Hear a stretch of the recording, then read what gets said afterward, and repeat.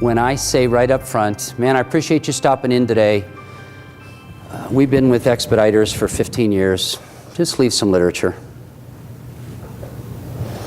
How are you going to respond? How do you respond? Or another one I threw out 20 minutes ago, your price is too high. What do you say? How do you respond? How do you use those skills to not just pick up your marbles and go home? I mean, that's the world you live in. I stand up here and I get to wax eloquently about the theory of good selling.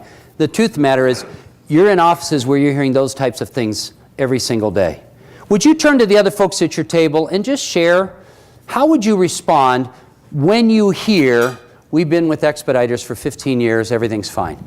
Brainstorm together for a couple minutes. What's your good response to that? Go. So you're going to respond with a question. Why? Now, if you are from the Chicago area, I grew up on the south side of Chicago. If you ask why, it oftentimes leads to a fight.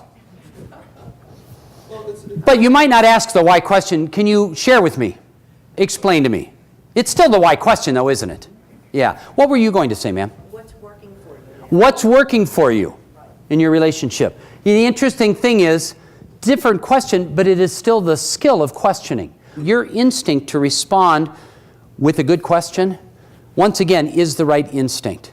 Here's the only thing I'm hoping some of your tables talked about at times. I alluded to it a little bit with the Chicago toughness. Sometimes our questions can be a bit too abrupt. If we dive right into a question, what it produces is a defensive response. And therefore, what we've observed, those of you that are good over the years, you're oftentimes going to preface your question with some type of acknowledgement. Perhaps at times you found yourself saying, gosh, I'm happy you have a solution that's worked for you. Talk to me about what's been working. On a scale of 1 to 10, where are you at right now? And you use that acknowledgement statement in some respects to soften the blow of your question, so it just doesn't come across as why.